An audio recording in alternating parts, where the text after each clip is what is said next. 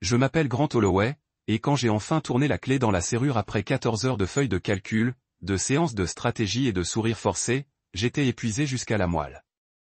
La vieille odeur de mon bureau collait à mes vêtements, et chaque muscle de mon corps réclamait le confort de la maison. Je suis entré, m'attendant presque au silence d'un appartement vide, mais j'ai trouvé Tessa debout dans la lueur du lustre du hall, ses cheveux châtains tirés en arrière en un chinon dénoué, les lèvres peintes d'un rouge parfait pour les fêtes. Elle ressemblait à un rêve de gala, trop belle, trop posée pour la nouvelle que j'allais recevoir. Elle se mordit la lèvre inférieure, ce tic nerveux familier qu'elle avait hérité de sa mère, et ses yeux se détournèrent juste assez longtemps pour que j'y lise une lueur d'effroi. « S'il vous plaît, ne venez pas à la fête de Noël de mes parents », murmura-t-elle à voix basse, comme si elle craignait de réveiller le fantôme des fêtes passées. Je me figeai, abasourdi. Ma mallette me tomba des mains, les papiers à l'intérieur bruissant en signe de protestation. « De quoi parles-tu » réussis-je à dire, forçant mon ton à commenter, même si mon cœur battait fort. Les joues de Tessa brûlaient sous son maquillage, comme si elle avait été prise en flagrant délit de mensonge. Et elle me regardait maintenant avec une angoisse qui me serrait la poitrine. « C'est compliqué, » répondit-elle. Et quand je lui demandai pourquoi, elle secoua simplement la tête, ses cheveux effleurant sa joue. Ses yeux verts, d'habitude chaleureux et accueillants, étaient embués par quelque chose d'inconnu. La honte peut-être, ou la peur.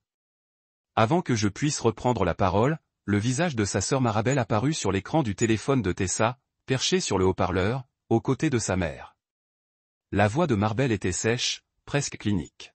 « Eh bien, dis-moi simplement qu'on ne le connaît pas s'il se présente. » Je sentis ma gorge se serrer. Les mots résonnèrent sur les murs. « Ne viens pas. On ne le connaît pas. » Invitation retirée. Aucune explication. Pas de place pour la discussion. J'ai regardé ma femme, celle que j'aimais et à qui j'avais confié tous mes secrets, et je l'ai vue tirailler entre la loyauté envers sa famille et la peur de ma déception, comme si j'avais comploté contre elle pour créer cet ultimatum impossible. Mon esprit s'est remémoré tous ces Noëls passés sous le toit luxueux de ses parents. Les festins somptueux, les rires autrefois sincères, la façon dont son père trinquait à notre bonheur comme à un cadeau qu'il nous avait offert jusqu'à présent. À présent, ce souvenir me semblait creux. Je n'ai rien dit. Je n'ai pas discuté. Je n'ai pas plaidé. J'aurais fait presque n'importe quoi pour Tessa, mais discuter aurait été la placer dans une position intenable, coincée entre moi et les gens qu'elle avait connus toute sa vie. J'ai dégluti avec difficulté, goûtant le sel des larmes retenues. Ma main s'est posée sur mon téléphone où brillait encore l'invitation numérique à la fête de Noël de la famille Desmond. Je l'ai fixé, les mots « accepter » et « refuser » se moquant de moi. Le curseur s'est attardé, à l'exception d'un battement de cœur, avant que je clique sur « refuser ». Le RSVP disparut aussi silencieusement que mes espoirs d'appartenance. Tessa jeta un coup d'œil vers la porte, comme si elle s'attendait à voir sa famille apparaître dans le couloir, l'air déçu et les salutations glaciales. « Je suis désolé » murmura-t-elle d'une voix brisée. Elle s'avança et posa une main tremblante sur mon bras, mais je reculai instinctivement, comme si son contact me brûlait. J'observai son visage, cherchant la femme que j'avais épousée, celle qui avait ri à mes blagues, encouragé mon rêve d'écrire un livre et m'avait accueilli au milieu de chaque tempête. Mais ce soir, c'était une étrangère. Son chagrin était une trahison, et je ne pouvais la réconforter sans me trahir moi-même. Alors, je m'assis au bord de notre canapé. Les coussins de velours rouge festif, une cruelle parodie de la chaleur que je ressentais autrefois dans ce salon. La lueur des guirlandes lumineuses drapées sur la cheminée projetait des ombres qui dansaient tristement sur le sol. J'acquiesçai brusquement, comme pour fermer une porte sur quelque chose que je ne pouvais plus sauver. Tessa me regardait avec de grands yeux effrayés, comme si elle s'attendait à ce que j'explose de colère ou fonde en larmes. Mais je ne ressentais qu'un vide si profond qu'il menaçait de m'engloutir. J'ai attrapé la télécommande et allumé la télévision, dont le son était coupé, avec ces images vacillantes de publicités de Noël et de chants de Noël, toile de fond surréaliste de notre dénouement. Le pied de Tessa tapait sur le parquet, un rythme nerveux qui correspondait au tremblement de sa voix lorsqu'elle murmura « Je t'aime ». Les mots flottaient dans l'air, une offrande fragile que je ne savais comment accueillir. Je restais figé, incapable de bouger, incapable de parler. Les secondes se transformèrent en minutes, lourdes d'excuses non formulées et d'attentes insatisfaites qui nous séparaient comme des gouffres. Finalement, je la regardai et vis des larmes perler au coin de ses yeux. Ma propre vision se brouilla, mais je me forçais à ravaler la boule dans ma gorge et à garder le silence. À cet instant, je compris quelque chose que je n'avais pas compris auparavant. Toute ma vie, j'avais attendu la permission d'appartenir à un groupe, que quelqu'un me reconnaisse, m'invite à rejoindre un cercle où ma présence comptait. Et là, dans ce que j'appelais mon chez-moi, on m'a explicitement dit que je n'avais pas ma place. Tessa s'essuya les yeux avec la manche de son pull et fit un pas en arrière. « Je t'appelle dans un instant », dit-elle d'une voix hésitante, comme si elle avait peur de me toucher à nouveau. Son rouge à lèvres coulait légèrement au coin de sa bouche, témoignage éclatant de la supplication qu'elle avait portée sans un mot. Et lorsqu'elle referma la porte derrière elle, le cliquetis du loquet résonna moins comme une faim que comme l'écho d'une vie de porte se refermant sur moi. Je restai assise sur le canapé longtemps après que ses pas se furent éloignés, l'invitation à ma propre vie silencieusement révoquée. Je ne protestais pas. Je ne suppliais pas. Je restais simplement assise, regardant la télévision poursuivre son interminable cycle de joie des fêtes, et sentant les derniers fils de mon ancien moi se démêler et s'effacer. Ce soir-là, je compris que ce serait le dernier Noël où j'attendrais la permission d'appartenir à quelqu'un. Et dans le silence profond qui suivit, quelque chose de nouveau commença à se former. Un éveil qui me mènerait bien au-delà des rouges à lèvres, gardien des dîners de famille et des toasts forcés, vers un lieu que j'aurais créé moi-même. Je ne leur ai pas dit que je venais de signer un contrat d'édition avec un cabinet d'économie mondiale, un accord qui présenterait mes recherches et mes analyses à des millions de lecteurs sur tous les continents.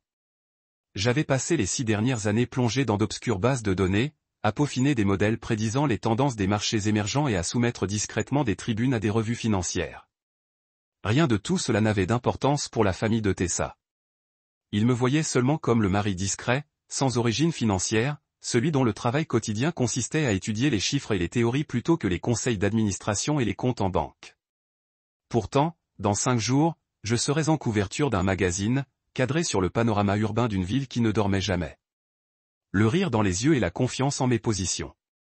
Cette photo marquerait l'aboutissement de vols interminables, d'appels nocturnes avec des rédacteurs en chef à Londres et à Tokyo, et d'un mois de décembre sans sommeil passé à peaufiner un manuscrit né d'une idée murmurée et devenue une proposition mondiale. Personne n'avait posé la question. Ni la mère de Tessa, avec sa robe parfaite et ses perles assorties, qui suivait les mariages et les rendez-vous de créateurs comme les indices boursiers. Ni son père, dont l'approbation semblait aussi inaccessible que la présidence qu'il convoitait si secrètement pour sa fille. Il m'avait toujours toléré, au mieux, comme une nouveauté. Le mari excentrique de Tess, il pouvait le mettre en valeur comme une voiture de collection rare. Intéressant, rare, mais finalement secondaire par rapport à l'attraction principale de la famille. J'ai donc gardé ces récents triomphes pour moi, cachés comme un cadeau secret attendant d'être déballé. Les jours qui ont suivi mon refus de l'invitation de Noël, j'ai passé mes soirées à rédiger la préface de mon prochain livre. L'invitation promettait chaleur et joie de vivre en famille, mais mon épinglette gravait des vérités que je préférerais partager avec des inconnus dans des auditoriums feutrés qu'avec des proches qui me qualifiaient autrefois de handicap esthétique. J'ai écrit sur la réinvention, sur le pouvoir du silence et la confiance qui naît lorsqu'on réalise qu'on n'a plus besoin de permission pour exister. Mes mots coulaient avec aisance, nourris par la douleur de l'exclusion et l'euphorie de la réussite. Tard un soir, alors que la ville dormait, j'ai reçu un courriel du rédacteur en chef du magazine. Article de couverture finalisé. Vous êtes dans le numéro de décembre. Numéro. Félicitations. Je fixais l'écran, le souffle coupé, imaginant les pages glacées où mon visage saluerait les lecteurs, où ma voix serait entendue. Un sourire s'est dessiné sur mes lèvres, tempéré par le souvenir des excuses tremblantes de Tessa et de la menace froide de Marbel. Ils m'avaient rayé de leur plan de vacances, mais le monde entier me mettrait à l'honneur. Je n'ai pas diffusé la nouvelle sur les réseaux sociaux. Je n'ai pas publié de statut de célébration ni partagé le lien avec des connaissances. Au lieu de cela, j'ai imprimé une seule copie papier du courriel de l'éditeur et je l'ai glissé dans la poche avant de ma sacoche en cuir. Je l'emportais partout avec moi, au café, où je révisais le chapitre 3, sur le banc du parc où j'ai encadré un aspirant entrepreneur, et dans le placard à fourniture au travail, où je me cachais 5 minutes juste pour respirer sans interruption. Le courriel était comme un talisman, un rappel que lorsqu'une porte se fermait, une autre s'ouvrait, une porte que j'avais construite moi-même. 5 jours avant la publication, je me suis réveillé tôt et me suis dirigé vers une librairie du centre-ville. Les rues étaient calmes, décorées de guirlandes lumineuses et de nœuds rouges, mais l'éclat semblait creux sans personne pour le partager. Je portais la sacoche en bandoulière comme un bouclier. À l'intérieur, j'imaginais le poids des futures éditions à couverture rigide, chacune portant mon nom et le slogan d'un expert conseil devenu auteur. Ma poitrine se gonflait de fierté et de justification, mais aussi d'une soudaine prise de conscience. Rien de tout cela n'avait d'importance si je ne le revendiquais pas. J'ai poussé la porte de la librairie, la ceinture sonnant doucement. La chaleur intérieure m'enveloppait, avec son papier neuf et son bois poli. J'ai parcouru les allées jusqu'à ce que je trouve le rayon économique mon domaine. Les étagères étaient remplies d'ouvrages sur la politique budgétaire, le commerce mondial et la crise financière.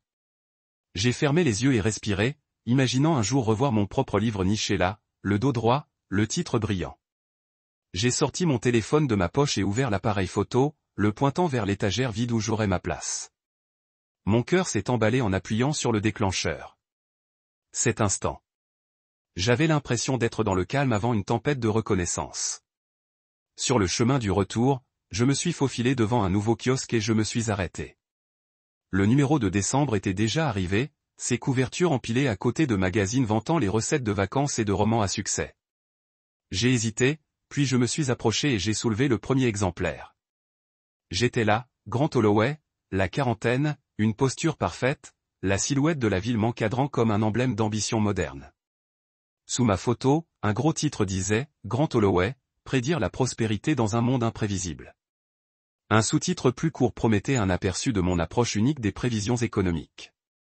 J'ai feuilleté les pages, traçant l'article du doigt, comme si j'en mémorisais chaque mot.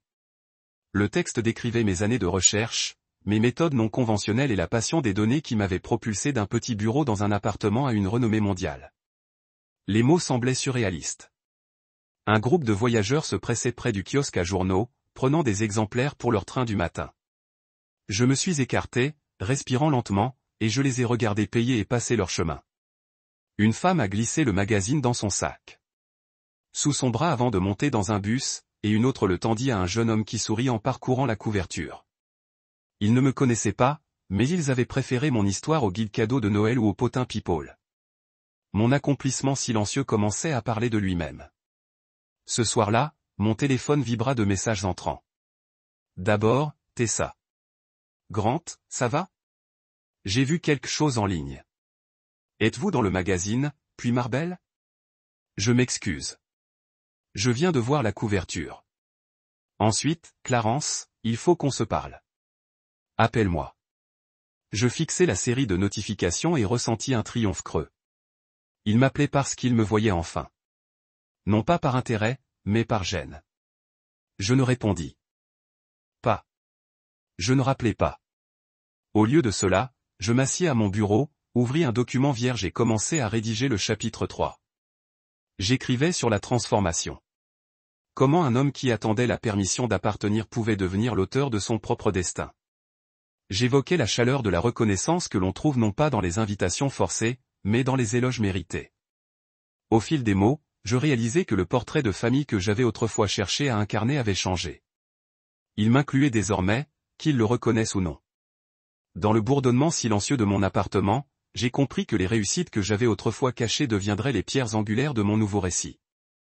Je n'existerais plus comme un complice dans l'histoire d'autrui. Je la tolérerais sans la célébrer. Je serais le protagoniste d'une histoire que j'aurais écrite moi-même, et je ne demanderais plus la permission d'assister à la fête.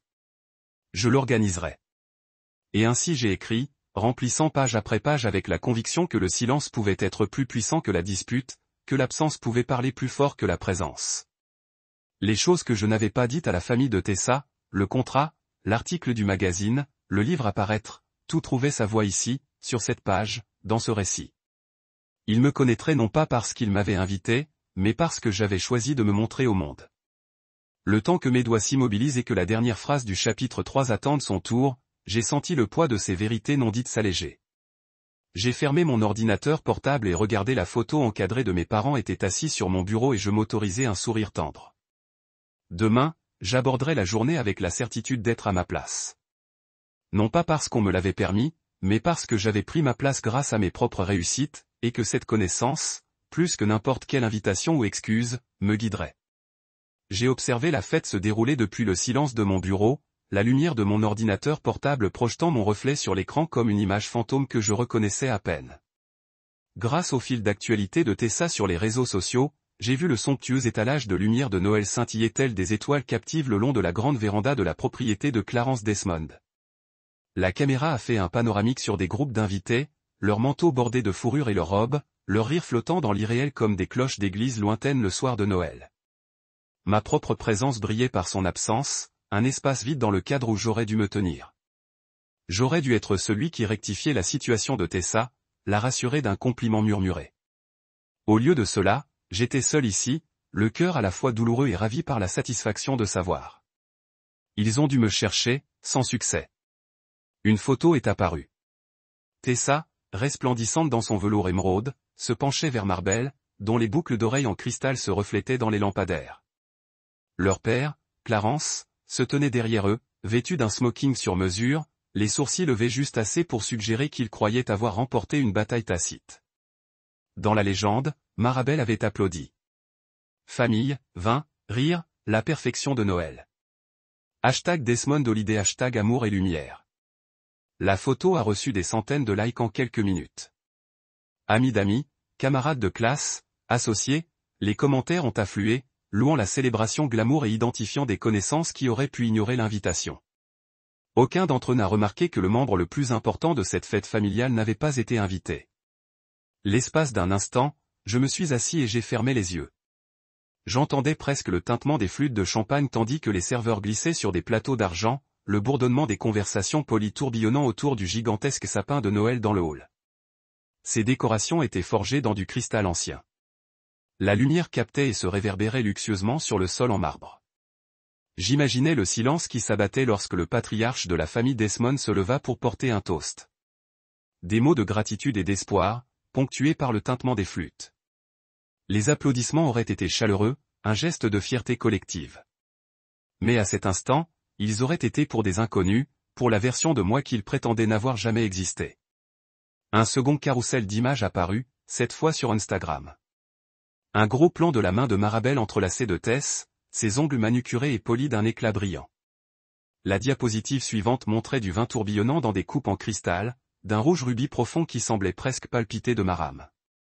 Puis vint le boomerang de Clarence levant son verre.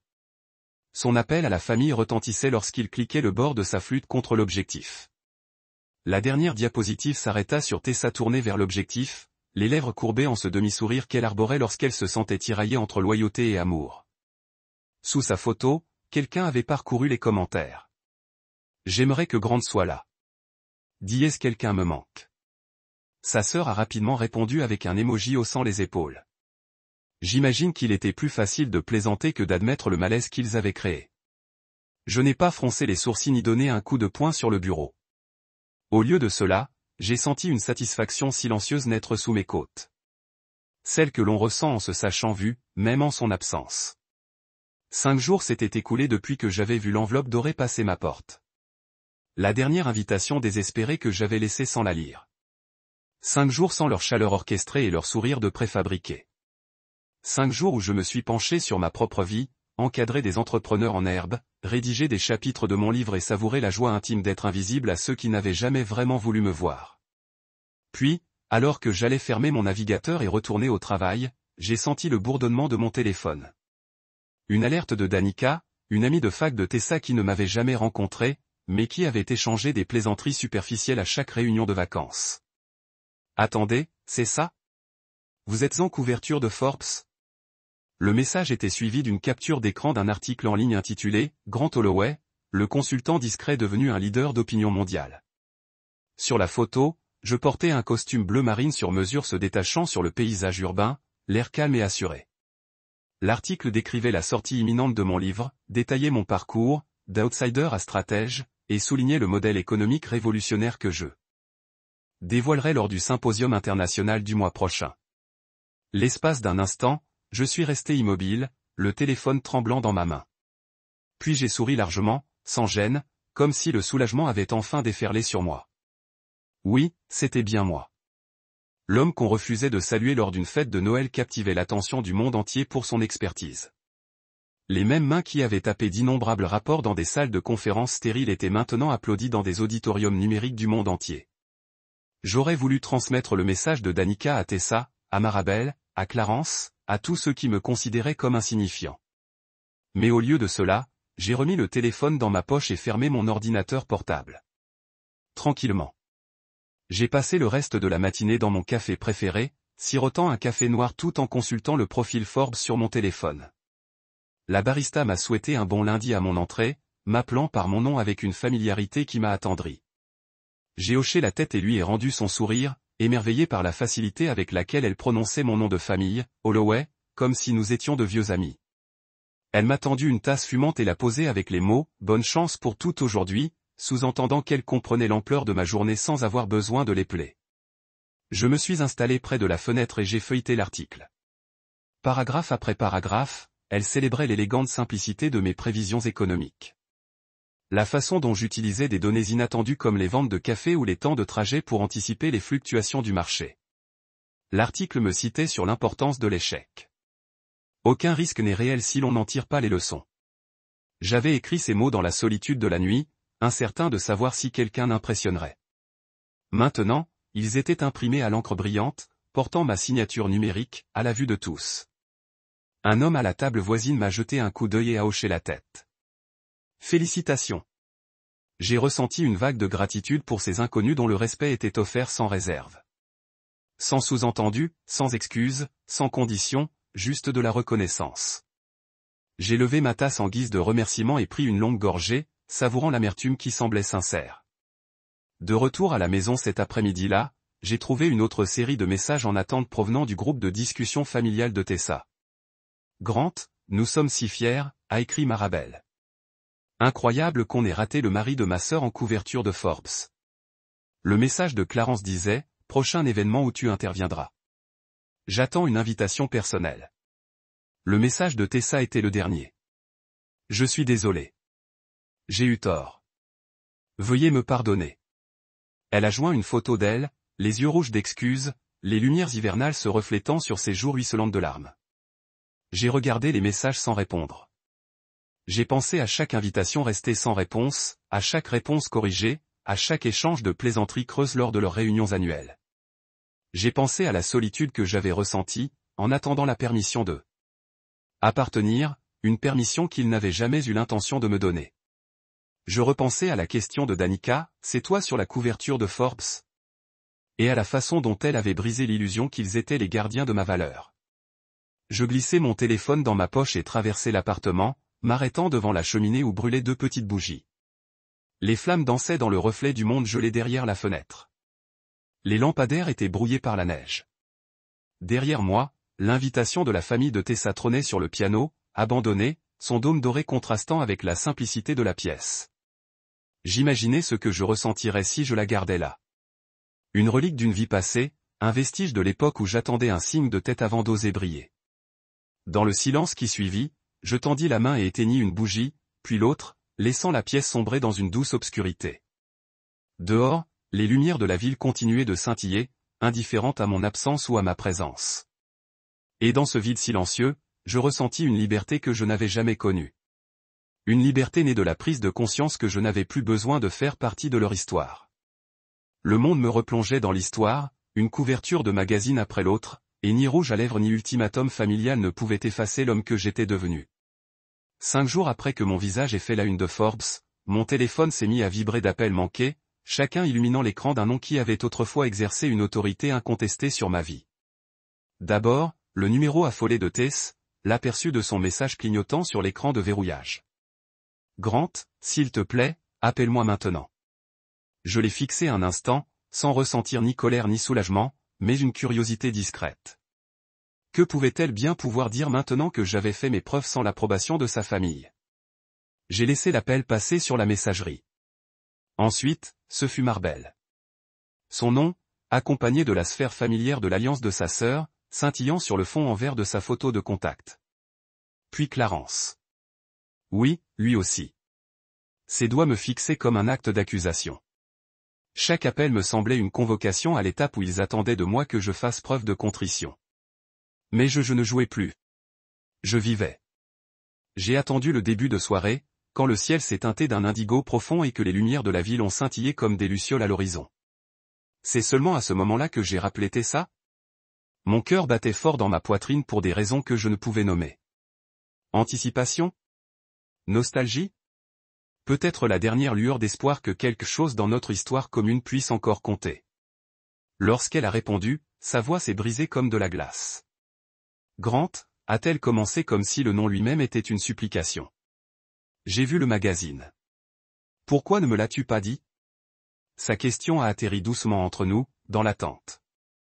J'ai fermé les yeux et je l'ai imaginé dans notre salon, le canapé Hawthorne sous sa nièce, ses mains faisant tournoyer la tasse de chocolat qu'elle buvait toujours avec des guimauves. Je me suis souvenu des soirs où elle écoutait mes premiers chapitres et encensait mes phrases comme si c'étaient des révélations. Mais c'était avant la fête, avant l'ultimatum, avant que je réalise que je pouvais redéfinir ma propre valeur. Je ne te l'ai pas dit, dis-je lentement, car ce n'était pas mon histoire à partager avec une famille qui avait déjà décidé que je ne méritais pas d'être fêté. Les mots me parurent plus durs que je ne l'aurais voulu, mais ils sonnèrent juste. Je l'entendis inspirer brusquement, un tremblement traversant la ligne. Grant, on aurait pu fêter ça ensemble, murmura-t-elle, la voix serrée par le regret. J'aurais posé les mains sur tes épaules et leur aurais dit à tous combien je suis fier de toi. Fierté. C'était là, un sentiment si facile à exprimer, mais si difficile à mettre en pratique quand les circonstances exigeaient la loyauté envers autrui. Je laissai s'étirer un long silence, laissant les souvenirs non exprimés envahir nos esprits. Le premier réveillon de Noël où elle avait glissé des chaussettes dans la cheminée avec moi, les tempêtes de mi-hiver que nous avions traversées main dans la main. Les promesses gravées sous les guirlandes scintillantes de notre premier sapin. Puis je repris la parole. Il ne m'appelait pas par souci. Il m'appelait par gêne. Son sanglot, soudain et rauque, résonna à travers la ligne téléphonique, et je pris une inspiration rapide. Mon propre pouls s'emballa en réponse. L'empathie ne se surmonte pas facilement, même lorsqu'on est résolu à ne pas retomber dans ses vieilles habitudes. Je suis désolé, s'écria-t-elle. Pour tout, acquiesçai-je, même si elle ne pouvait pas me voir. Et, d'une certaine manière, ce geste me rassura. Tu n'as pas à regretter qui tu es, dis-je. Tu dois apprendre à regretter ce qu'ils ont fait. Notre conversation se transforma en aveux hésitants, confession de souffrance et de nostalgie. Les mots de Tessa jaillirent. Regret pour les dîners annulés, SMS sans réponse, invitation déclinée. J'écoutais, conscient qu'elle aussi était tiraillée entre le désir légitime de me défendre et la peur de défier sa famille. Je connaissais trop bien ce conflit. Je me souvenais des nuits où je restais éveillé, me demandant si quelqu'un me choisirait un jour plutôt que le confort et le conformisme. Maintenant, cette question avait une réponse à laquelle je pouvais croire. Après avoir discuté pendant ce qui m'a semblé des heures, je lui ai gentiment dit que j'avais besoin de temps, non pas pour nourrir du ressentiment, mais pour tracer une nouvelle voie, libérée du poids des vieilles attentes. Je construis quelque chose, Tessa, ai-je dit. Quelque chose de plus qu'une simple approbation, quelque chose qui n'appartient qu'à moi. Je l'entendais hocher la tête à l'autre bout du fil, malgré le grésillement de la ligne. Puis, construit, a-t-elle répondu. Et laisse-moi t'aider. Je lui ai promis de la retrouver le lendemain matin pour un café, un terrain neutre où nous pourrions décider si nous pouvions reconstruire notre récit commun. Mais en raccrochant, j'ai senti le pouls familier de la liberté. Leurs appels avaient retenti comme des sirènes, me ramenant à un océan d'obligations. Pourtant, j'avais répondu à mes conditions, et seulement quand je le voulais. Plus tard dans la soirée, j'étais assis dans mon bureau, des papiers éparpillés sur le bureau, mais l'esprit tourné vers la matinée à venir. Je repensais aux innombrables nuits blanches que j'avais passées à perfectionner des modèles économiques. Les moments de doute avant de présenter mon manuscrit et l'euphorie lorsqu'un éditeur m'a appelé pour me dire oui. Ces fragments de souvenirs formaient une mosaïque de réussite bien plus solide que n'importe quelle invitation de vacances. J'ai réalisé que leurs excuses, leur gêne, et même leur espoir de me reconquérir, étaient les signatures d'un contrat que je n'avais plus besoin de signer. À l'aube, j'ai enfilé une chemise blanche impeccable et un blazer. Non pas par désir d'impressionner qui que ce soit, mais parce que j'avais appris que la confiance en soi naît souvent dans les plus petits détails. J'ai laissé un mot sur le comptoir de la cuisine pour un café à Tessa, à côté d'une punaise de notre café préféré. Puis je suis sorti avec un calme que je n'avais jamais connu auparavant. Au café, j'ai trouvé Tessa qui m'attendait déjà, les joues rouges par l'air frais du matin. Ses yeux étaient cernés des larmes de la veille. Elle s'est levée à mon approche et, l'espace d'un instant, je l'ai vue hocher la tête, telle la fille déchirée entre deux mondes. Mais telle la femme qui avait autrefois cru en moi sans réserve. Bonjour, a-t-elle dit doucement en se glissant sur le siège en face de moi. J'ai hoché la tête en guise de salutation, et nos mains sont restées un instant suspendues au-dessus de la table, incertaines si elles appartenaient à des inconnus ou à des partenaires. J'ai laissé le silence s'installer autour de nous comme une douce couverture avant de tendre la main et de lui prendre la main. Bonjour, ai-je répondu d'une voix ferme. Je suis contente que tu m'aies appelé. Elle a expiré, le soulagement perçant son expression. Moi aussi. Nous avons alors parlé, non pas de fête ni d'excuses, mais de rêves. Je lui ai parlé de ma prochaine conférence, la conférence à Londres où je dévoilerai mon modèle de prévision économique. Elle m'a fait part de ses propres ambitions, de son projet de lancer un studio de design au printemps. Nous avons esquissé un avenir où nous nous inclurions, non pas comme des appendices d'une marque familiale, mais comme des compagnons de route dans un voyage commun. Lorsque nous nous sommes enfin levés pour partir, la tension entre nous s'était apaisée, remplacée par une collaboration discrète, forgée dans le feu de l'exclusion et tempérée par un respect mutuel. Dehors, le soleil d'hiver brillait de mille feux, comme pour saluer notre nouvelle détermination. Tandis que nous marchions côte à côte, nos souffles perçants dans l'air vif, je réalisais que le bourdonnement des appels manqués ne m'avait pas ramené là où j'étais autrefois, mais vers un endroit où je ne répondrais qu'à moi-même et à ceux qui m'avaient toujours vu. Une semaine après la fête de fin d'année qui ne m'avait jamais accueilli, une autre enveloppe arriva, écrite à la main avec une écriture en boucle que je reconnus immédiatement. L'écriture de la mère de Tess, élégante et précise. Le papier cartonné couleur crème était bordé d'une feuille d'or, et l'enveloppe craquait lorsque je l'ouvris. À l'intérieur se trouvait une carte avec une inscription ornée, « Vous avez été cordialement invité au brunch du Nouvel An au Desmond Estate ». Mes doigts tremblaient en tenant l'invitation, une pointe de nostalgie familière me serrant la poitrine. Je fixais les mots comme s'ils avaient été écrits dans une langue que je ne comprenais plus. Brunch, famille, Nouvel An, bienvenue. Plus rien ne me rappelait mon chez-moi. J'ai porté l'enveloppe avec moi pendant des jours, le glissant dans la poche avant de mon sac de messager, le tirant à des moments étranges au-dessus du café le matin entre les paragraphes du chapitre 4. Même au milieu des séances de mentorat avec de jeunes entrepreneurs, chaque fois que je lis l'invitation, un nouveau et ressenti mon ancienne fusée moi-même. Le moi qui avait passé des années à chercher l'acceptation de la famille de Tessa, qui avait appris leur modèle de politesse, qui avait avalé suffisamment de remarques sarcastiques pour couler un navire. Ce moi voulait répondre, accepter, pardonner, prouver une fois de plus qu'il pouvait s'intégrer. Mais cette fois, quelque chose de plus profond m'a guidé. Conviction tranquille. J'ai laissé l'invitation sur mon bureau pendant 3 jours, remonté comme un défi. Le 4e matin, un coup est venu à la porte. Je l'ai ouvert pour trouver Rory, le cousin de Tessa, debout là dans un manteau en laine et des gants, tenant une enveloppe scellée et identique, son souffle s'obstrua dans l'air froid alors qu'il s'éclaircit la gorge. Grant, dit-il, la voix formelle. Ma tante m'a demandé de livrer cela personnellement. Il a étendu les limites, les doigts brossant le mien dans un écho éphémère d'une époque où nos familles se mêlaient sans tension. Je l'ai accepté et je l'ai hoché la tête. Il semblait incertain s'il fallait rester ou aller, alors j'ai offert une même garniture, la même lecture, le même plateau en train de le faire. Je change de tête s'ils l'ont livré en personne. Après-midi, j'ai rédigé un email. Planant au-dessus du clavier le supprime. Le phrasé Kurt ressemblait à des excuses que je ne devais pas. Au lieu de cela, j'ai écrit 2 phrases simples. Merci de penser à moi. Je ne vous rejoindrai pas cette année. C'était honnête, ni dédaigneux ni invitant. J'ai enregistré le projet, puis fermé mon ordinateur portable sans envoyer.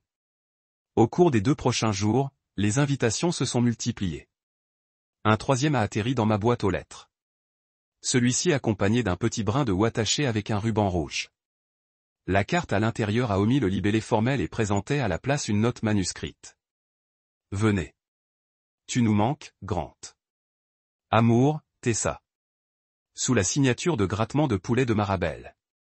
Une semaine plus tôt, un tel message pourrait m'avoir fait pleurer, mais maintenant c'était comme une réflexion après coup, et je n'ai plus envie de leur entreprise. J'ai touché les feuilles brillantes du haut et j'ai senti que mon vieux désir se dissoudre, remplacé par une certitude calme que j'appartenais ailleurs. Le matin du jour de l'année, je me suis réveillé avec un ciel gris et le silence de neige tombant devant ma fenêtre. Je m'habillai un pull à charbon de bois et un jean, avec une intention pour une journée de rédaction et de réflexion. Avant de partir, j'ai récupéré la première invitation de mon bureau avec les deuxième et troisième et les ai posées côte à côte sur la table à manger.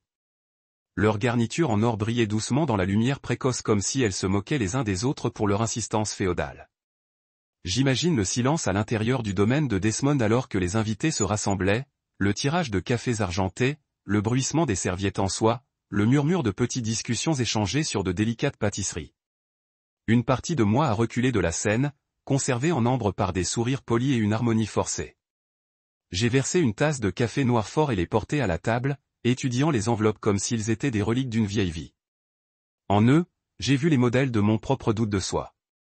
Les années que j'ai passées à me contorsionner dans leurs attentes.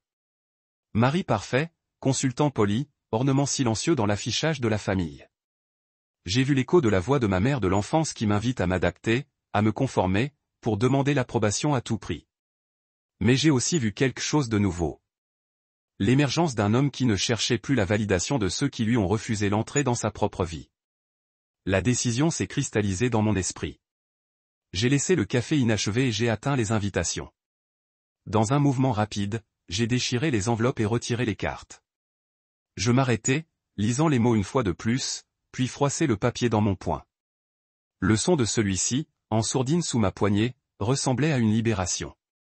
J'ai rassemblé les enveloppes et les notes déchirées et les ai déposées dans le panier des déchets. La peinture variègue à l'intérieur de la boîte était moulée avec des morceaux d'éclat d'or. J'ai appuyé sur la poignée, aplatissant les fragments dans des confettis disribles, les restes d'une invitation que je n'avais jamais l'intention d'accepter. Plus tard, debout à mon bureau, j'ai ramassé une nouvelle feuille de papier et j'ai commencé à écrire. Pas des excuses, pas une explication, mais une invitation à moi. Vous êtes invité à accorder le rassemblement du solstice d'hiver de Holloway. 15 janvier, 7 heures du soir. Chez moi, j'ai centré les mots en haut de la page, imaginant un petit cercle d'amis, des gens qui ne m'ont jamais demandé de diminuer ma lumière, qui m'a vu plus qu'un accessoire à leur tradition. J'ai souri en écrivant les détails. Soupe et pain de la boulangerie locale, une sélection de vins régionaux, une lecture du chapitre 10 de mon livre. Pas de garniture en or, pas de script formel, juste une sincérité déposée sur le stock de cartes blanches. Alors que la lumière de l'après-midi a diminué, je me dirigeai vers la boîte aux lettres et plaça les invitations maison à l'intérieur. Je me suis adressé à eux à des collègues, des mentors, d'anciens étudiants dont les yeux se sont allumés lorsque nous avons parlé de possibilités plutôt que de protocoles. J'ai scellé chaque enveloppe avec un autocollant portant mon monogramme, un simple emblème de propriété sur ce nouveau chapitre de ma vie.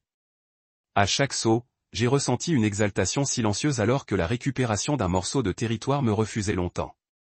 Quand je suis rentré chez moi, je me suis assis près de la fenêtre et j'ai regardé les rafales dériver dans le ciel. Le texte Miss de Tessa est apparu sur mon téléphone. S'il vous plaît, Grant, pouvons-nous parler? Je veux comprendre. Moi les salue, choisissant plutôt de s'accrocher à la chaleur de ma propre invitation qui ne m'est pas étendue, mais par moi. À ce moment-là, entouré de neige et du silence des attentes non satisfaits, j'ai compris que l'appartenance commence non pas par l'acceptation par d'autres, mais avec le courage de construire votre propre table. Cette nuit-là, alors que j'allais une seule bougie et siroter les herbes, je ne ressentais aucun regret. Les invitations qu'ils ont envoyées avaient flotté à ma porte comme des lanternes en papier, belles mais sans attache. J'avais choisi de les regarder s'éloigner et éclairer ma propre lanterne dans l'obscurité.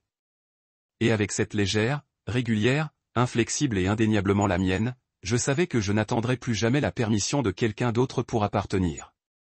L'appel de Marbelle est venu un mardi après-midi, le genre de la fin de l'hiver où le ciel est de l'ardoise et que l'air a un goût légèrement de dégel. J'étais assis à mon écriture, les coudes calés à la surface alors que je faisais un défilement des notes pour le chapitre 11, lorsque mon téléphone déchaîne. Son nom a traversé l'écran et je me suis arrêté avant de répondre, incertain si je voulais une autre excuse ou une autre tentative pour me ramener sous le toit de la famille. Grant, commença-t-elle, la voix plus douce que je ne me souvenais, comme si le ton confiant qu'elle avait utilisé pour m'exclure avait été remplacé par quelque chose de plus provisoire. Elle hésita, puis exhala. Je suis vraiment désolé pour la façon dont nous vous avons traité à Noël. Les mots ont chuté, maladroits et sérieux, et pendant un moment j'ai simplement écouté le son de son propre regret. Elle m'a dit que Tessa avait pleuré pendant des jours après la sortie du magazine, que son cœur sachant qu'elle s'était silencieuse quand j'ai été évincé. Ses excuses sont venues en ajustement, ponctuées par des admissions de culpabilité. Je n'ai jamais réalisé à quel point mes mots pouvaient être blessés, et j'aimerais vous défendre au lieu de rejoindre le refrain. Mais ensuite, son ton se déplaça, tempéré par un pragmatisme que je connaissais trop bien. Mais vous auriez dû nous dire plus tôt, a-t-elle dit. Nous aurions pu vous intégrer à notre récit. Nous aurions pu être fiers de vous au lieu de vous cacher de votre succès. J'ai ressenti un scintillement de vieille douleur. Être traité comme un accessoire, utile uniquement lorsqu'il est pratique, valorisé non pas pour qui j'étais, mais pour ce que je représentais. J'ai fermé les yeux et imaginé le Desmond Holiday Tree. Les branches alourdies par des ornements ornés destinés à afficher la lignée et la richesse. Dans leur version de l'histoire, j'étais une réflexion après coup, une variable pour être balayée sous le tapis jusqu'à ce qu'elle leur convienne pour me récupérer. Pourtant, je me suis entendu répondre tranquillement, je ne voulais pas être une note de bas de page dans votre histoire de famille. Je voulais être l'auteur à moi. Les mots se sentaient à la fois libératants et finaux, comme la dernière clause d'un contrat que j'avais refusé de signer. Je pouvais entendre l'apport d'haleine de Marbel, un son entre le chagrin et la défensive. Elle taupedait une réponse. Je comprends, a-t-elle déclaré. Mais il n'est jamais trop tard. Nous voulons que vous reveniez. Soyez le célèbre héros de la saga Desmond. N'est pas un accessoire à l'image de votre famille. M'a effacé. Je m'arrêtai à nouveau, donnant à mes mots de la place pour respirer. J'apprécie vos excuses, mais je n'ai plus besoin du récit de Desmond. Elle renifla doucement et j'ai réalisé qu'elle pleurait. Je ne savais pas s'il devait ressentir du triomphe ou du chagrin au son. Grant, murmura-t-elle, et son plaidoyer apportait la fatigue de quelqu'un qui avait finalement vu sa propre cruauté. S'il vous plaît, ne fermez pas la porte pour toujours, je regardais par la fenêtre du ciel pâle, en pensant au rassemblement du solstice que j'avais planifié, un cercle intime d'amis et de collègues qui m'ont vu, non filtré et inébranlable. Ces invitations, honnêtes et faites à la main, étaient déjà sur le point de se diriger vers les portes à travers la ville. À ce moment-là, j'ai compris que la porte que je fermerais sur les démons s'ouvrirait sur un espace de ma propre fabrication. Je suis reconnaissant pour vos paroles, dis-je doucement. Mais ce chapitre de ma vie ne consiste pas à faire partie de l'héritage d'une autre famille. Il s'agit de construire mon propre où je n'ai pas à rétrécir pour s'adapter à quelqu'un les attentes d'autres. J'ai imaginé les pages de mon prochain livre, chacun un témoignage de la persévérance et de l'autodéfinie. J'ai imaginé les yeux de Tessa lorsqu'elle a lu mon avant, comprenant enfin que ma valeur n'a pas été mesurée par l'étreinte de sa famille. La voix de Marbel se craqua en essayant de répondre, mais je savais que la conversation était terminée. Je l'ai remercié de l'appeler, de lui avoir bien souhaité et j'ai terminé l'appel. Le silence qui a suivi ressemblait moins à une absence et plus comme une toile en attendant de nouveaux coups. J'ai mis mon téléphone de côté et je suis revenu à mes notes pour le chapitre 11, où j'ai écrit sur les seuils et les limites, sur le courage qu'il faut pour éliminer les voix qui ne vous ont jamais vu, et pour accueillir ceux qui célèbrent votre vrai moi. La lumière de l'après-midi a incliné à travers la fenêtre, illuminant le manuscrit dans ma main. Pas d'annonce triomphante, pas de vantardise silencieuse, pas même un soupçon de satisfaction à regarder mon nom ripple à travers des exploits numériques. Au lieu de cela, je me suis installé dans mon étude. La douce lueur de la lampe de bureau illuminant les brouillons dispersés de mon manuscrit et le courrier non ouvert de la famille de Tess, rassemblant maintenant la poussière dans un panier en osier près de mes pieds. La maison était silencieuse à l'exception du bourdonnement rythmique du radiateur et du sifflet lointain d'un train tardif. Dans ce silence, j'ai senti un sentiment de paix inconnu s'installer sur moi. Celui qui n'avait rien à voir avec l'accumulation ou les applaudissements, et tout à voir avec la possession de ma propre histoire. Pendant des années, j'avais assimilé le silence à la faiblesse, une absence de défense, un vide où ma voix aurait dû être. Je croyais que le silence était de se rendre, d'accepter le récit que les autres m'ont imposé sans défi. Mais alors que je me penchais en arrière sur ma chaise, traçant le grain du bureau de chêne avec un doigt, j'ai réalisé que le silence pourrait être une forme de conviction, une déclaration que je n'avais pas besoin de bruit creux pour valider mon existence. Mon silence n'était plus un signe de soumission. C'était devenu mon héritage. Je me suis tenu et j'ai déménagé à la fenêtre où je pouvais voir les lampadaires vacillant contre le ciel d'hiver. Chaque lumière semblait reconnaître ma nouvelle résolution avec un faisceau régulier. Je me souvenais des nuits où je me suis éveillé, hanté par l'absence d'approbation, me réveillant à l'aube avec un tourbillon de regrets dans mon esprit. Ces regrets m'avaient alimenté, m'avaient poussé vers des réalisations que je ne savais pas que je pouvais atteindre. Mais il m'avait également lié aux attentes des autres comme des chaînes invisibles que je devais briser. Maintenant, dans l'immobilité, j'ai vu ces chaînes couchées dans les coins de chaque mémoire d'Algia. Je suis retourné à mon bureau et j'ai examiné l'invitation que j'avais créée pour ma propre collecte de solstice d'hiver. Le bouillon de cartes à crème simple ancré en bleu de minuit avec ma propre main ne portait ni le poids de la tradition ni la promesse de prétention. J'avais écrit, vous êtes invité à une soirée de chaleur et de découverte. Pas de masque requis. Je l'ai tenu entre mes doigts, ressentant la texture de l'article comme une promesse d'authenticité. Mes invités seraient des amis qui m'ont vu, des collègues qui vénéraient mes idées, des étudiants qui admiraient ma persévérance. Aucun d'eux ne me demandait de diminuer ma lumière. Alors que j'avais épinglé les dernières lignes du chapitre 12 ce soir-là, des mots sur l'authenticité et le renouvellement, un coup doux retentit à ma porte d'étude. Surpris, j'ai posé mon stylo et je l'ai ouvert pour trouver Fiona, l'un des amis de Tessa qui m'avait envoyé un message plus tôt dans la semaine, debout dans le couloir dans un manteau vert forêt profond. Son souffle s'est assombri dans l'air froid alors qu'elle étendait un simple bouquet de fleurs d'hiver, des enfers blancs et des brins de genévrier. Je voulais les apporter, a-t-elle dit, voix douce. Pour tout ce que vous m'avez donné avec votre mentorat. Son geste ressemblait à la lumière du soleil traversant le crépuscule de mes doutes. Je l'ai invité à entrer et à placer les fleurs et un vase sur le bureau à côté de mes pages de projet. Nous nous sommes assis ensemble dans une conversation sans assurance, discutant de ses plans pour ne pas avoir fait de mention de partie de Noël ou de partie de Noël. Des espaces où tout le monde appartenait à son propre mérite. Des moments de silence m'avaient conduit ici à un point où le silence n'était pas un vide mais une toile sur laquelle je peindrais le reste de ma vie. Statut imposé, chaque message non lu était devenu une déclaration d'autodétermination. Je me dirigeai vers le foyer et remua une bûche jusqu'à ce qu'une petite flamme s'épanouisse. La lumière de berceau crépitante dansait sur les murs, et j'ai senti une parenté avec le feu, silencieuse, régulière, sans prétention, mais capable de déclencher une chaleur qui enroula autour de tout ce qui la touchait. Je me suis assis sur le bord du foyer et j'ai fermé les yeux, respirant le péché de brûler l'impossibilité du bois. J'ai senti à ce moment la vérité de mon voyage, que mon héritage ne serait pas défini par les applaudissements de ceux qui se sont détournés, mais par la force silencieuse que j'ai cultivée et forgé mon propre chemin. Quand je suis monté pour partir, j'ai regardé la porte de l'étude, à moitié attendant un autre coup, un autre visage plein d'espoir, cherchant l'acceptation. Mais le couloir est resté sombre et vide, le silence complet.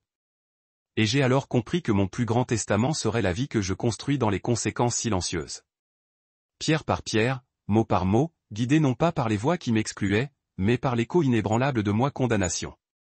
Un samedi après-midi pluvieux, je me suis retrouvé à avoir envie d'une tranche de gâteau au citron et de la chaleur de mon café de boutique préféré, le même endroit où Tessa et ses amis de collège se sont réunis pour leur thé de vacances. Je ne les ai pas recherchés. En fait, j'espérais la solitude. Mais quand j'ai poussé la porte et senti le carillon de la cloche au-dessus, j'ai réalisé que j'avais sous-estimé la rapidité avec laquelle les mots. À l'intérieur, le café sentait l'espresso frais et la gousse de vanille. Les coins bordés de fauteuils en peluche et d'étagères remplies de romans d'Auger. J'ai secoué mon parapluie et jeté un coup d'œil à une table vide. L'endroit était animé, mais j'ai repéré un siège près de la fenêtre et je me suis glissé dedans. Je mets ma sacoche à côté de moi, le bord de mon invitation jetant un coup d'œil de la poche. J'ai commandé mon habituel, une tranche de tarte au citron et un cappuccino, et je me suis installé pour examiner les notes de mon discours d'honneur le mois prochain. Le ciel s'assombrit à l'extérieur tandis que la pluie se tambouriait contre le verre. Je me suis perdu dans le rythme, les doigts traçant la marge de mon manuscrit quand un huche est tombé sur le café. J'ai regardé les yeux et j'ai senti des dizaines de yeux sur moi, leurs regards curieux comme des projecteurs dans la pièce sombre. Un silence qui s'est transformé en un murmure comme si quelqu'un avait chuchoté mon nom. J'ai regardé vers l'entrée. Un petit groupe se tenait en grappe près de la porte. Les amis de Tessa de l'université, vêtus de manteaux trop fins pour notre vieux repère, leurs expressions une collision de surprise et quelque chose qui aurait pu être impressionné. Fiona était parmi eux, ses yeux écarquillés alors qu'elle me réduisait une subvention. Quelqu'un lui chuchota et les autres se tournèrent. Un par un, ils m'ont reconnu. Le consultant qui a disparu de leur flux de vacances, maintenant assis seul mais non ennéé à la table des fenêtres. Mon cœur a réussi, mais pas avec anxiété. Au lieu de cela, une clarté calme s'est installée dans ma poitrine. J'ai siroté mon cappuccino et j'ai regardé qu'il hésitait, déchiré entre me saluer et glisser. Enfin, Fiona s'est détachée du groupe et s'est approchée. Les autres sont restés figés, un public attendant son signal. Elle s'arrêta à côté de ma table, le visage rougi du froid et de quelque chose de plus profond, peut-être d'embarras ou de soulagement. « Grant », dit-elle doucement, la voix portant juste assez pour que les tables les plus proches l'attrapent. « Je ne m'attendais pas à te voir ici. » Je mets ma tasse et j'ai offert un petit sourire. « Je viens ici pour le gâteau de citron. » Elle rit, un son qui se sentait toujours comme le soleil après le scrutin. « Toi. » J'ai haussé un sourcil, amusé. « Pourquoi ne serait-ce pas moi ?» Elle hésita, puis explique. « Ils ont suivi votre histoire, Forbes. L'accord du livre. Ils pensaient que vous apparaissiez sur des scènes à Londres ou à New York, ne vous cachant pas ici. » Son regard adoucit, mais je savais que vous reviendriez à l'endroit où vous avez trouvé le confort. La vapeur s'élevant de nos tasses. J'ai alors réalisé que ma présence ici n'était pas de me cacher. Il s'agissait d'authenticité. Ce café, ces chaises, la chipchina, ils étaient là où je me sentais le plus. Ne pas jouer, juste existant. Fiona a tendu à travers et a couvert ma main avec la sienne. « Je suis fière de toi », a-t-elle dit. « Pour tout. » Ces paroles étaient simples mais profondes, une reconnaissance que j'avais aspirée et finalement reçue sans cordes attachées. Le reste de ses amis se rapprocha, tiré par la curiosité et le calme magnétique rayonnant de notre table. Un par un, ils se sont présentés, des noms que j'avais entendus en passant lors de rassemblements de vacances, mais n'avais jamais su. Ils ont parlé tranquillement, avec hésitation au début, de mon keynote, de mon mentorat, de la façon dont j'avais défendu leurs idées dans les conversations passées. Aucune mention de la famille de Tessa. Pas d'excuses maladroites, seulement une véritable admiration. Je me suis tenu pour saluer. Chacun d'eux, se serrant la main, offrant un signe de tête amical. Quand je suis retourné à mon siège, Fiona avait placé une deuxième tranche de tarte au citron et 2 autres cappuccinos sur la table, sa façon de dire que cet espace était à nous à partager. J'ai élevé ma fourchette en remerciement et j'ai creusé, savourant l'acidité et la douceur se mêlant à ma langue. Nous avons parlé pendant 1 heure des affaires, de la vie, de la façon dont une seule photographie dans un magazine peut réécrire les perceptions, mais pas l'essence de qui vous êtes. À l'extérieur, les nuages se sont séparés et une tige de soleil de l'après-midi réchauffait le trottoir. À travers la fenêtre, j'ai vu des étrangers reprendre des parapluies dans la rue, inconscients de la transformation silencieuse se dérouler à l'intérieur. Alors que je rassemblais ma sacoche pour partir, Fiona a glissé une enveloppe dans ma main. J'ai reconnu la crème de papier cartonné avec des lettrages de la marine. Mon invitation au rassemblement du solstice d'hiver. Elle a fait un clin d'œil. Je serai là. J'ai hoché la tête, fermant mes doigts autour du papier. J'ai hâte de vous voir. Rapprochant à la maison, le trottoir humide de la pluie scintillait sous la lampe à lampe. Je me sentais plus léger que je ne l'avais fait depuis des mois. Garçon, par la connaissance que j'ai été vu et célébré pour qui j'étais vraiment. Pas d'ultimatum de rouge à lèvres rouges, pas d'invitation dorée, juste un homme sans prétention réécrivant son histoire, une véritable connexion à la fois.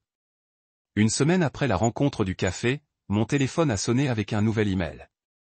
La ligne d'objet se lit comme suit, simplement, j'ai besoin de toi.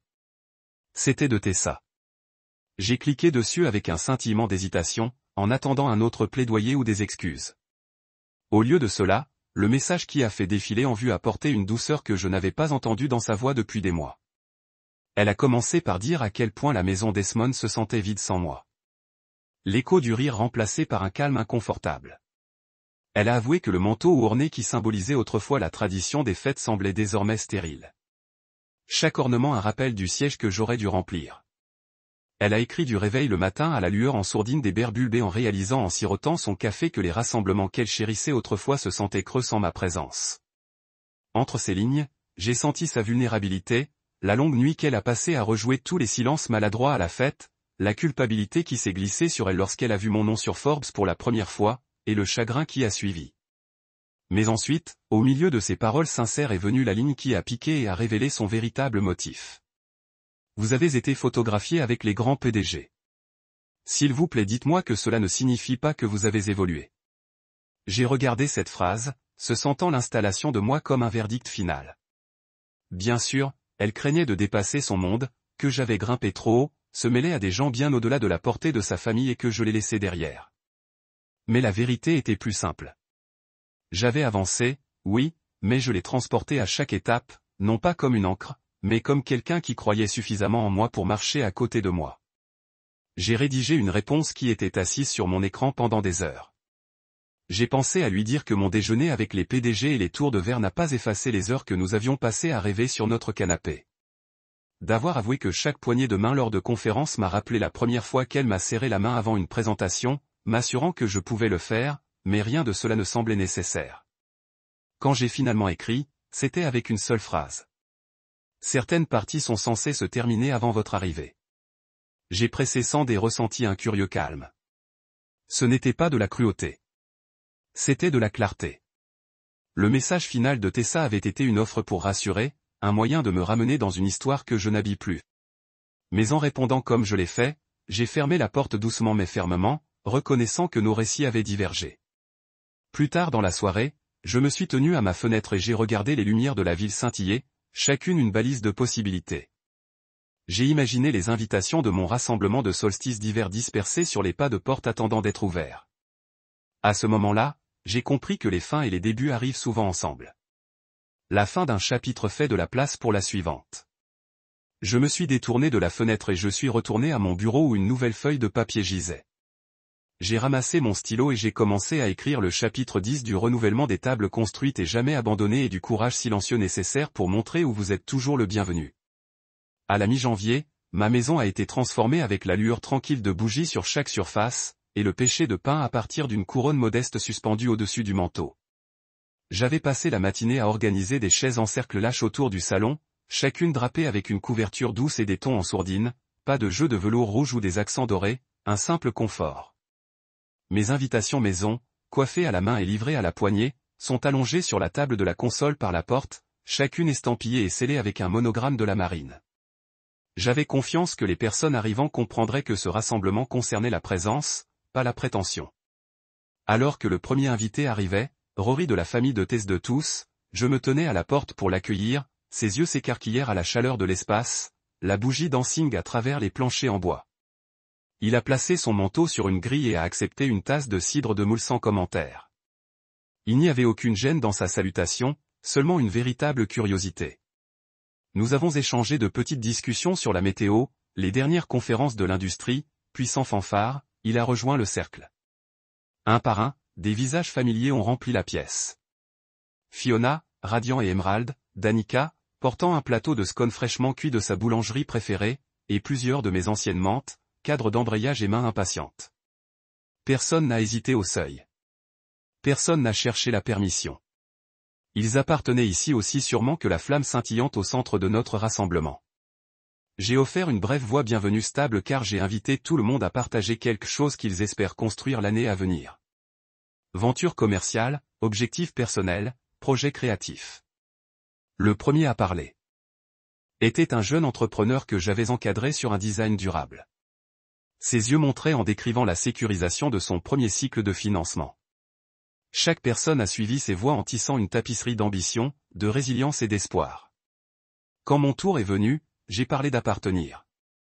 Comment il n'est pas accordé par l'invitation, mais créé par la connexion, le respect et le courage d'écrire votre propre récit. Au fur et à mesure que l'heure se détendait tard, les rires résonnaient des murs. Quelqu'un a commencé un débat fougueux sur les mérites de différents indicateurs économiques, et bientôt notre cercle ressemblait à une table ronde d'amis plutôt qu'à un événement officiel. J'ai remarqué les invitations jetées, les cartes garanties d'or de Tessa, toujours cachées dans le panier des déchets par le piano, leurs bords jetant un œil comme des reliques d'une vieille vie. Je l'imaginais de les lire et à imaginer le moment où elle a réalisé où elle n'appartenait plus. Lorsque le dernier invité est parti, je me tenais à la fenêtre sombre, regardant les lumières de la ville clignoter contre le ciel d'hiver. La maison, une fois si calme et vide, se sentait vivante avec les échos de la conversation et le souvenir d'une véritable chaleur. J'ai déménagé au piano et j'ai passé un doigt le long de sa surface brillante comme si je disais au revoir au vieux fantôme. Dans le silence qui a suivi, j'ai allumé une seule bougie sur le manteau et j'ai placé une copie de mon prochain livre à côté, sa couverture toujours en preuve, un titre scintillant sous la lueur des flammes. J'ai pensé à chaque chapitre que l'on avait écrit, à chaque moment silencieux qu'il m'a guidé ici. La table que j'avais construite était plus que des meubles. C'était un témoignage de l'autodéfini, du pouvoir de s'inviter à appartenir. Je me dirigeais vers le foyer, je me suis assis sur le bord, et j'ai fermé les yeux, sentant l'écho doux de la joie de la soirée. À l'extérieur, la nuit s'est approfondie, mais à l'intérieur de la chaleur s'attarda. Dans ce contentement silencieux, j'ai bien compris que je n'attendrai plus jamais l'autorisation pour entrer dans une pièce. J'avais construit le mien, et il serait toujours ouvert à ceux qui ont choisi l'authenticité plutôt que l'approbation.